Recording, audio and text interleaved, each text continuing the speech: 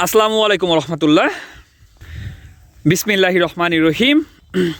আল্লাহ তাআলা সূরা আল ইমরানের 25 নম্বর আয়াতে বলেছেন,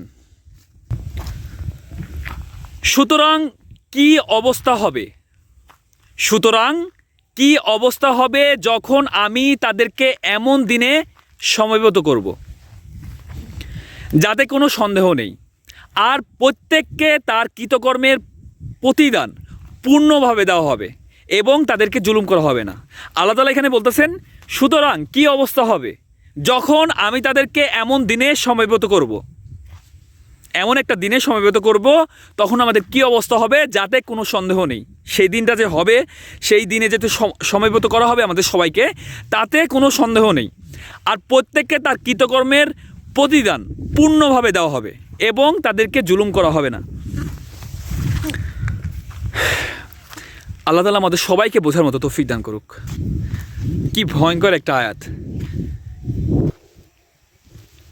জুলুম করা হবে না, কারোর উপরে জুলুম করা হবে না, যার প্রতিদান একদম পূর্ণভাবে দেওয়া হবে। যদি আপনার প্রতিফল আপনি খারাপ করে আসেন, সেটারও পূর্ণভাবে দেওয়া হবে, আপনি যদি ভালো করে আসেন সেটারও পূর্ণভাবে দেওয়া হবে। জুলুম করা হবে না, কাউকে কম কাউকে বেশি এরকম কোনো জুলুম করা হবে না। আল্লাহ তাআলা আমাদের সবাইকে বোঝার মতো তৌফিক দান করুক এবং আল্লাহ রাসূলের মাধ্যমে যা কিছু আমাদের কাছে পাঠিয়েছে তা গ্রহণ করা এবং তারপরে আমল করা তৌফিক দান করুক। সবাই 5 ওয়াক্ত নামাজ পড়বেন এবং আপনার আশেপাশে যারা রয়েছে, যারা নামাজ পড়ে না, হতে পারে আপনার পিতামাতা, হতে পারে আপনার সন্তান, আপনার স্ত্রী, আপনার ভাই বোন, আপনার পাড়া প্রতিবেশী, আপনার আত্মীয় স্বজন, আপনার বন্ধুবান্ধব যারা নামাজ পড়ে না, সবাইকে 5 ওয়াক্ত নামাজের দাওয়াত দিন এবং সবাইকে 5 ওয়াক্ত নামাজের মধ্যে নিয়ে চলে আসুন।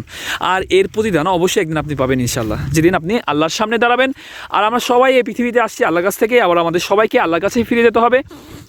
তো আল্লাহর কাছে ফিরে যাওয়ার প্রিপারেশন নেন, আল্লাহর সামনে দাঁড়ানোর প্রিপারেশন নেন, আল্লাহর সামনে জবাবদিহিতার প্রিপারেশন নেন। হে আল্লাহ আমাদের সবাইকে বোঝার মতো তৌফিক দান করুন, হেদায়েত দান করুন। হে আল্লাহ আমাদের সবাইকে আপনার তাকওয়া অবলম্বন করার তৌফিক দান করুন। হে আল্লাহ আমাদের সবাইকে